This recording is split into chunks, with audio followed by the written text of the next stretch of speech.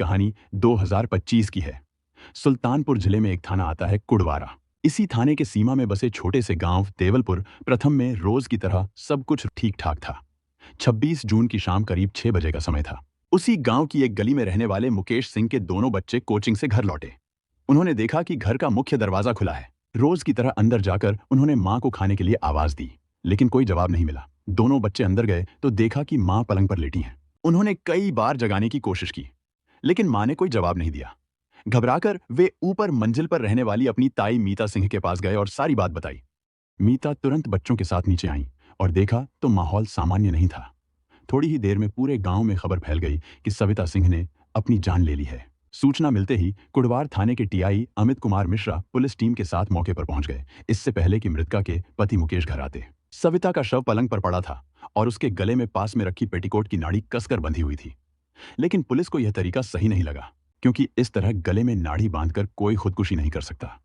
दम घुटने पर हाथ अपने आप नाड़ी से ढीले हो जाते हैं। इस वजह से पुलिस ने इसे संदिग्ध मामला मान लिया। शुरुआती जांच के बाद शव को पोस्टमार्टम के लिए भेज दिया गया। पूछताछ में पता चला कि घटना के समय सविता घर पर अकेली थी, क्योंकि बच्चे कोचिंग गए थे और पति काम पर था। ऊपर की मंजिल पर रहने वाली जेठानी भी उस वक्त घर पर अकेली थी। सविता के बच्चे जब लौटे तो घर का दरवाजा खुला मिला, जबकि आमतौर पर खुदकुशी करने से पहले लोग दरवाजा बंद कर लेते हैं। यही बात पुलिस के शक की वजह बन गई कि यह मामला खुदकुशी नहीं बल्कि हत्या भी हो सकती है।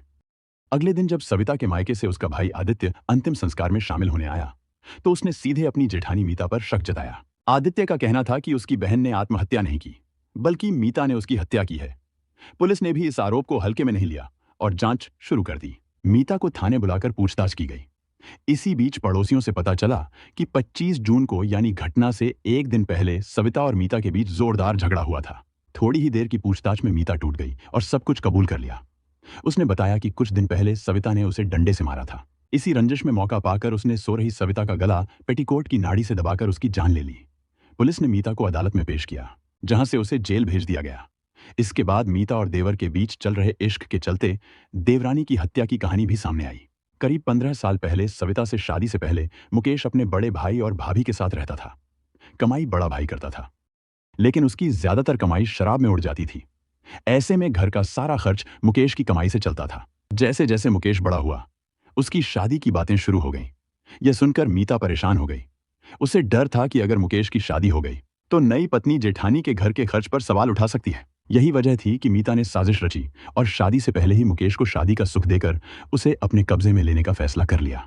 क्योंकि मीता के पति अर्जुन की तबीयत काफी खराब रहती थी। वह अक्सर शराब पीकर घर आता और इतना नशे में होता कि खाना खाने की भी ताकत नहीं बचती थी। कई बार तो वह सरोवर पर ही शराब पीते पीते बेहोश हो जाता और सुबह ही घर लौटता था। ऐसे में मीता और उसका देवर मुकेश घर पर अकेले रह जाते थे। मीता ने कई बार मुकेश को अपनी तरफ खींचने की कोशिश की, लेकिन मुकेश के मन में भाभी के लिए कोई गलत भावना नहीं थी, इसलिए उसने ध्यान ही नहीं दिया। फिर एक दिन जब अर्जुन घर नहीं लौटा तो आधी रात को मीता ने देवर को जगाकर कहा कि उसे सीने में दर्द हो रहा है। मुकेश डर गया कि कहीं भाभी को दिल का अटैक तो नहीं आ गया, इसलिए उसने अस्पताल जाने की बात कही। मीता ने कहा कि अस्पताल जाने की जरूरत नहीं है, बस सरसों का तेल हल्का सा मल दो, शायद आराम मिल जाए। मुकेश को समझ नहीं आ रहा था कि वह भाभी के सीने पर तेल कैसे मल सकता है, लेकिन मीता दर्द का नाटक करती रही, जैसे अभी हालत बिगड़ जाएगी। आखिरकार मुकेश मजबूर हो गया। तेल मलते मलते माहौल बदल गया और मीता ने उसी पल का फायदा उठाया।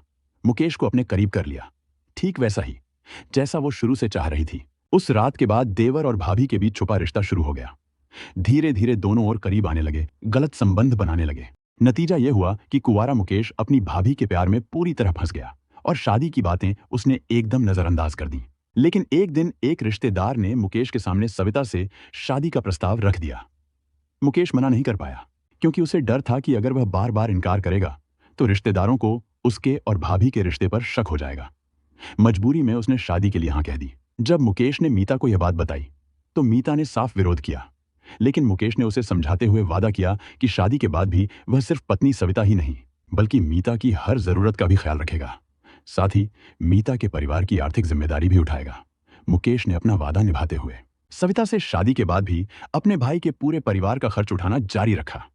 सविता को भी इस पर कोई ऐतराज नहीं था, क्योंकि वह जानती थी कि उसका जेठ अपनी कमाई का ज्यादातर हिस्सा शराब में उड़ाता है। समय आगे बढ़ता गया। शादी के कुछ महीनों बाद मुकेश ने सविता के साथ मकान के निचले हिस्से में रहना शुरू कर दिया। इससे उसे दो फायदे हुए। पहला तो यह कि उसे अपनी पत्नी के साथ खुलकर प्यार करने का मौका मिलने लगा। दूसरे, भाभी ऊपर अकेली रहती थी, सो जब कभी मौका निकालकर भाभी की शारीरिक जरूरत भी पूरी करने लगा। सविता सीधी सादी और भली महिला थी, इसलिए उसने कभी शक की नजर से कुछ नहीं देखा। इसी वजह से सविता और मुकेश की शादी के 15 साल बाद भी मुकेश और मीता का यह छुपा रिश्ता बिना किसी परेशानी के चलता रहा। लेकिन 25 जून का दिन उनके लिए सब कुछ बदल देने वाला साबित हुआ। असल में 26 जून से गुप्त नवरात्रि शुरू हो रही थी। मीता जानती थी कि मुकेश इन 9 दिनों तक उससे शारीरिक संबंध नहीं बनाएगा। अपनी शारीरिक चाहत को इतने दिन तक रोकना उसके लिए मुश्किल था। इसलिए 25 जून को, जब मुकेश काम पर था, उसने उसे फोन करके शाम को मिलने का वादा ले लिया। मुकेश भी समझ गया था कि भाभी क्यों बुला रही है।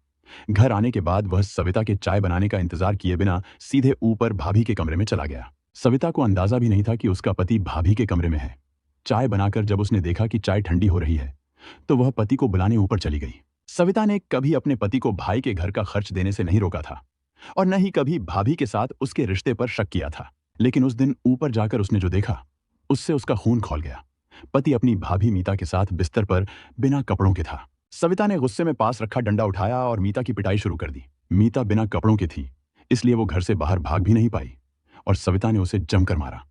बाद में सविता और पति में भी जोरदार झगड़ा हुआ, लेकिन पति ने हाथ जोड़कर माफी मांगी और वादा किया कि अब वो भाभी से नहीं मिलेगा। सविता ने उसे माफ तो कर दिया, लेकिन पिटाई के बाद मीता का गुस्सा ठंडा नहीं हुआ। मीता को सबसे बड़ा डर यह था कि अब सविता मुकेश को उसके घर का खर्च नहीं देने देगी और उसका परिवार भूखा मर जाएगा। इसी डर और गुस्से में मीता ने ठान लिया कि सविता को किसी भी तरह रास्ते से हटाना ही पड़ेगा। संयोग से मीता को अगला ही दिन मौका मिल गया। उस शाम उसने देखा कि घर का दरवाजा खुला है और सविता गहरी नींद में बिस्तर पर सो रही है। बच्चे कोचिंग गए थे और घर में कोई और नहीं था। मीता चुपचाप अंदर गई, दीवार पर टंगा पेटीकोट का नाड़ा उठाया और सविता के पास जाकर उसके गले को कस दिया, जिससे उसकी मौत हो गई। इसके बाद मीता चुपचाप ऊपर चली गई और अपने रोजमर्रा के काम में जुट गई।